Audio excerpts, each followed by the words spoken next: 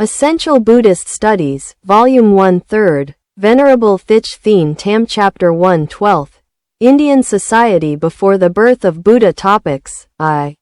The Origin of the Indian Nation 2. The Four Vedas 3. The Evolution of the Vedas IV. The Four Social Classes of Indian Society Reference Texts. Commentary on the Sutra of the King of the West, Indian Buddhism, General Overview of Buddhist Studies. A Brief History of Indian Buddhism. Summary. The first section briefly recounts the migration of the Aryan race, later becoming the Indian people, through 5 stages. From Central Asia to Southeast Asia, from Southeast Asia to Carbo, from Carbo to the Indus River, from the Indus River to the Ganges River Basin, and from the Ganges to South India. The second section discusses the religious ideals of the ancient Indian people, as expressed in 4 scriptures, the Rig Veda, the Yogyatarika, the Samadhi, and the Abhaya Vedas. The third section recounts the transformation of the religious thought of the Indian people, from polytheism to monotheism, and from monotheism to philosophy in 3 eras, the Vedic scriptures, the Brahmanas, and the Upanishads. Contemporary Hinduism also inherits the ideas of this system. The fourth section discusses the differences between the 4 castes, Brahmins, Kshatriyas, Vaishyas, and Shudras. These differences are related to religious ideals and give rise to 2 movements, the Vedic system and the anti-Vedic system. These 2 systems have produced many religious sects in India. Section I. The origins of the Indian nation. No matter how profound or sophisticated a religion may be, it is still a product of society. As a product of society, religion inevitably influences society and is simultaneously influenced by society. This is unavoidable. Buddhism has a history of over 2,000 years, spreading from east to west to several dozen countries. Beyond the 5 regions of India, Buddhism has spread its influence far and wide. In this spread, Buddhism has evolved to varying degrees in its identity depending on the social conditions of each locality. Therefore, to discuss the origins of Buddhism, one cannot delve into the historical context of contemporary India. About 4,000 years ago, the oldest people of India were the Aryans. This ethnic group lived a nomadic life. They first settled in the central plains of Asia, then crossed the Hindu Kush mountains and moved southeastern Asia. From there, they split into 2 groups.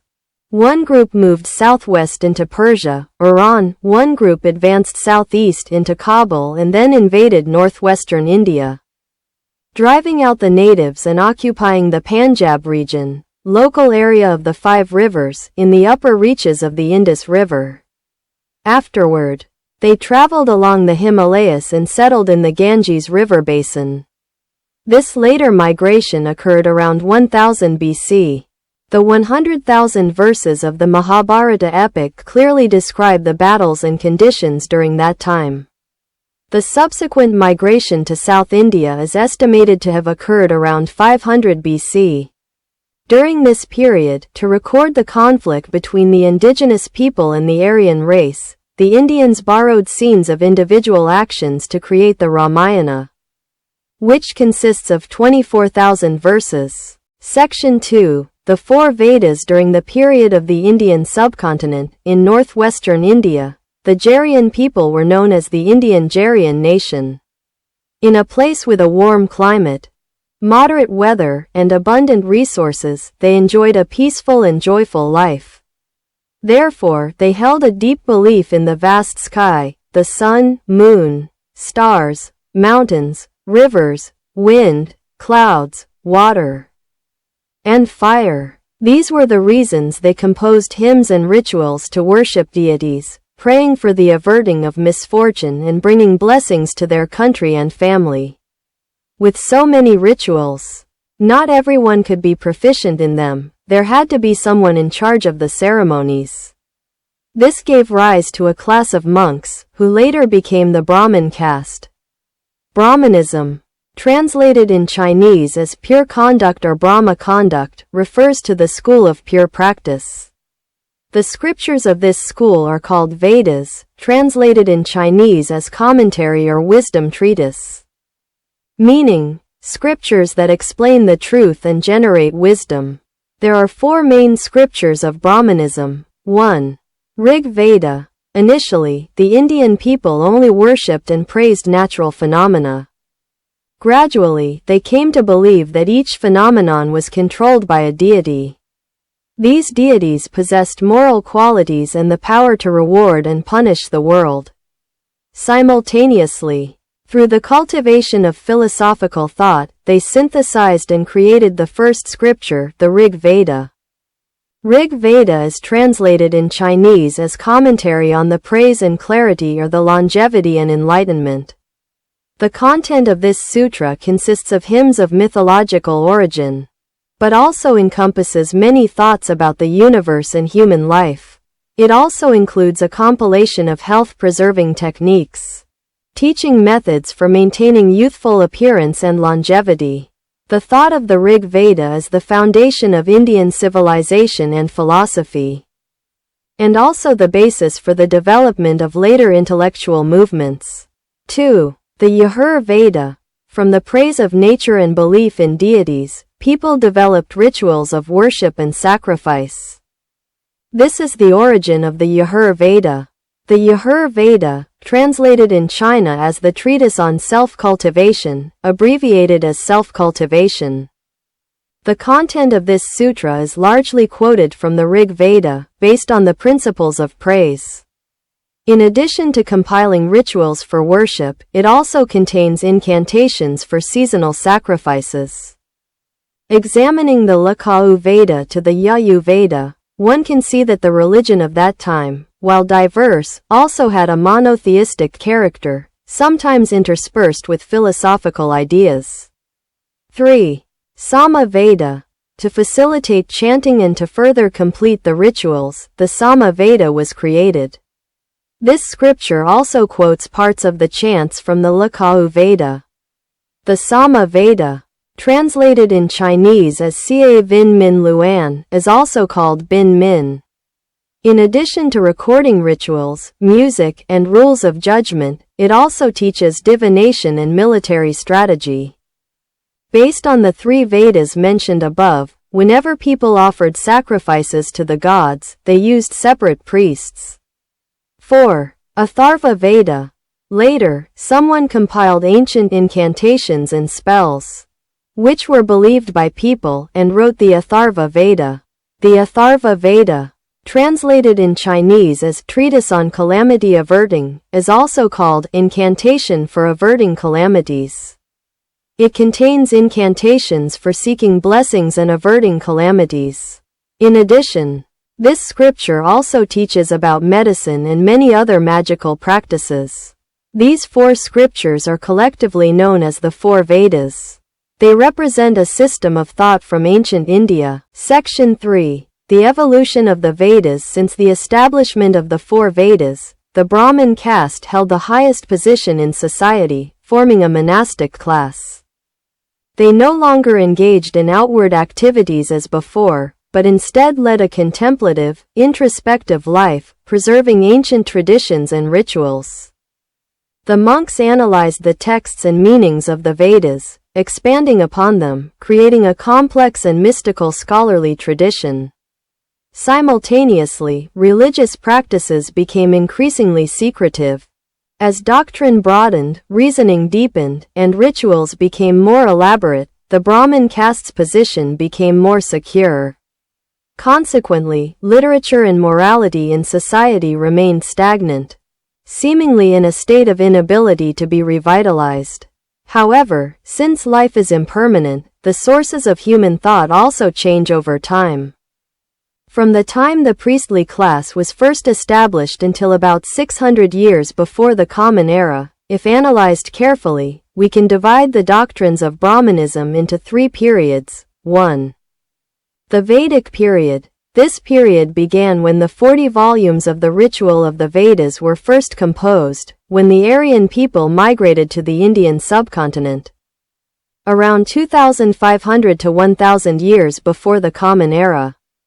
During this time, Brahman followers focused on worship and sacrifice, the main form belonging to polytheism. They had three main tenets, arguments.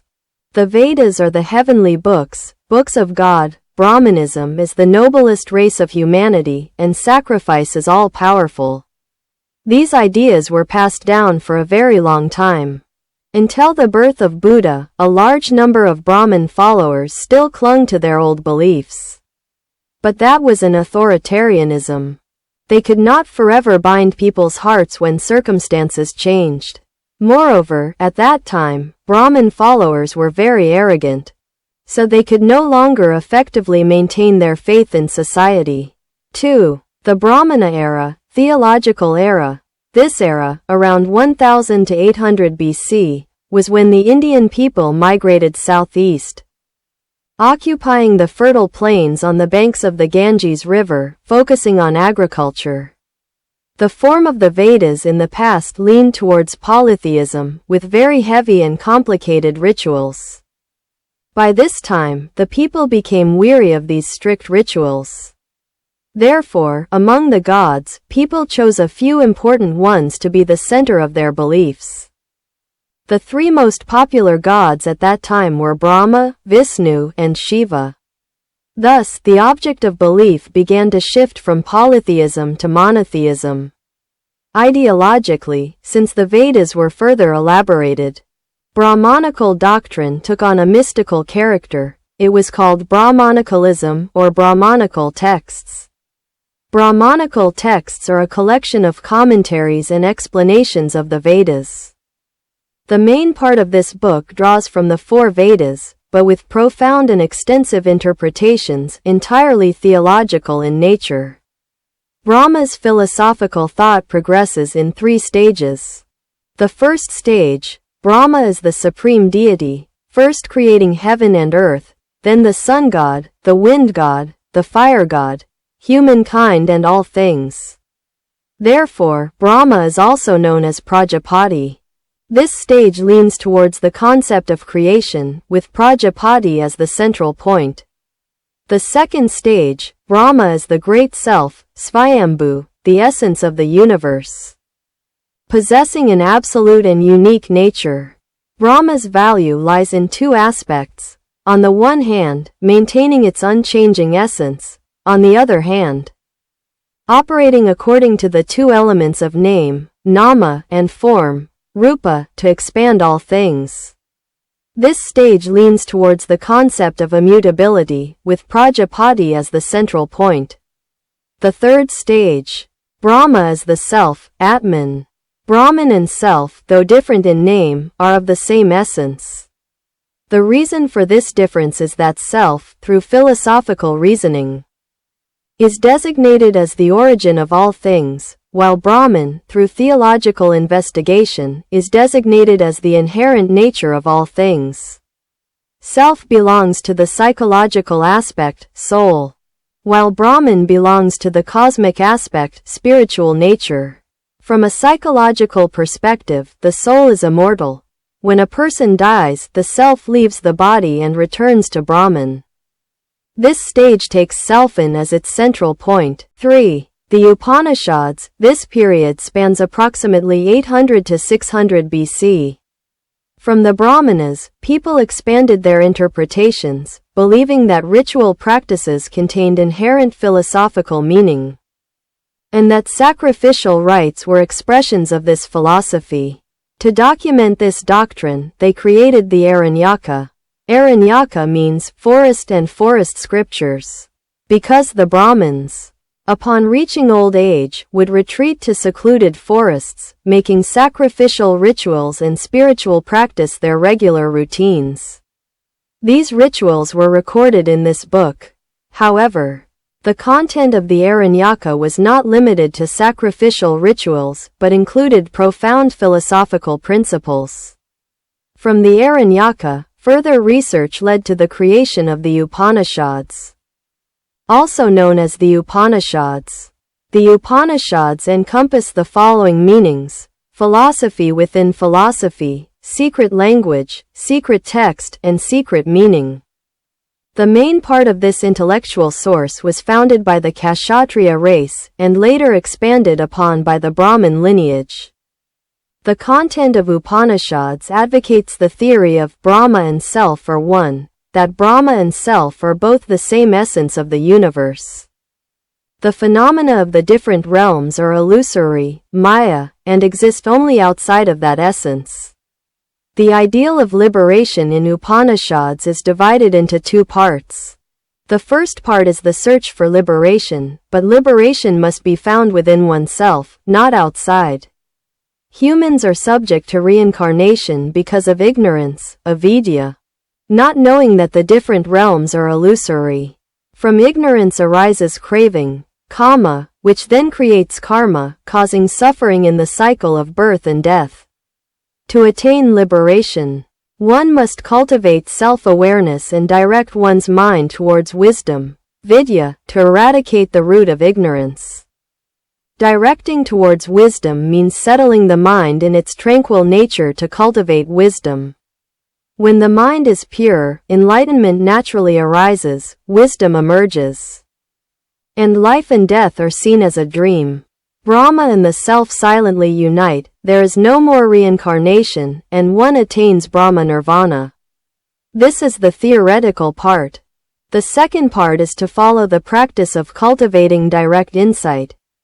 This practice has two aspects. On the one hand, one must observe the precepts and abandon all sensual desires to achieve the practice of renunciation, samviyasa. On the other hand, one must eliminate deluded thoughts and focus on the self to achieve the practice of yoga, corresponding contemplation. By practicing in this way, the true self will gradually manifest. That is, liberation and the end of reincarnation. This is the practical aspect. In short, the three eras mentioned above have shown us the evolution of Vedic teachings. From their rudimentary state to their profound and mystical essence. Regarding the Upanishads, both Eastern and Western philosophers praise them as a product of humanity's sublime wisdom. Later, scholars based their teachings on this trend, establishing many schools of thought. For example, the Samyutta school considered the self to be the divine self, and the illusion to be the self-nature. The terminology may differ, but the ideal remains the same. Buddhism also relied on a crucial part of the Upanishads, such as the theory of reincarnation, but innovated it further, making it more profound and complete. In addition, many scholars broke away from Vedic thought, advocating for independent research, and thus established the natural philosophy school. In the following chapter, we will see those doctrines. Section IV. The four classes of Indian society in ancient times. The Indian people greatly revered the gods and respected rituals at first. They appointed a clan head or chieftain to oversee the rituals, called the priest. Gradually, this priestly position became specialized and was replaced by monks. On the other hand, as society progressed, four professions emerged: scholars, farmers, craftsmen, and merchants. These professions gradually became class-based. The priestly class, presiding over the rituals, held the highest position. The royal class, holding political power, occupied the second position. The common people, such as farmers, craftsmen, and merchants, belonged to the third position. The indigenous people of India, conquered by the Nyingma, specialized in low-status occupations such as servant and hired labor, forming the untouchable class, occupying the fourth position. This class division became increasingly rigid. Initially, the distinction existed only in the people's perception. But when the monks gained real power in society, they organized it into four distinct classes: monks belonging to the Brahmin class, kings to the Kshatriya class, commoners to the Vaisya class, and untouchables to the Shudra class. The first two classes were the ruling class, the last two to the ruled. These 4 classes followed a hereditary system, with power passed down from father to son. So the slave class remained enslaved for generations, creating an unjust social structure. The Brahmin class, relying on the social system, defined their own race into 4 periods. These 4 periods are as follows. 1. Brahmacharan, the period of study during adolescence and adulthood. Brahmins, from about 7 to 15 years old, study at home. From 16 to 39 years old, they must leave home to study the Vedas under a teacher. Upon completing their studies, they are allowed to return home. 2. Grastha, the period of family life in middle age. Upon reaching 40 years of age, Brahmins must return home to marry and ensure the continuation of their lineage. During this time, they fulfill their duties as the head of the household. 3. Vanaprastha, the period of spiritual cultivation in later life. Around the age of 50 or 51, a Brahmin, having completed his family duties, must leave home and go to a remote mountain or forest to practice asceticism. 4. The traveling period, Parivrajaka. This is the period of traveling for self-cultivation and spreading the Dharma in old age. This period is not fixed, depending on the stability of one's practice. One may leave the world sooner or later. During this final period, Brahmins desire liberation of body and mind, so their living arrangements are not fixed, moving from place to place. Therefore, those who practice during this period are called mendicants, bhiksu, or ascetics, yati. The 4 periods mentioned above represent the ideal way of life for the Brahmin class. According to this, if someone practices and reaches the ultimate goal, they are highly respected by everyone. The Brahmin caste established 4 classes, considering themselves to be in the highest position. The other 3 classes, especially the lower classes, were despised by society, lacked legal protection, and were denied religious beliefs and the opportunity to recite the Vedas. At that time in India, a system of Manu law was created, a mixture of politics and religion. Thanks to this law, the organization of Brahmanism was perfected. Its doctrine, based on the Vedic thought, aimed solely at maintaining the 4 castes. Living under such an unjust system, the people became disillusioned and longed for change. The emergence of doctrines such as hedonism and pessimism, as described below, largely stemmed from this very reason.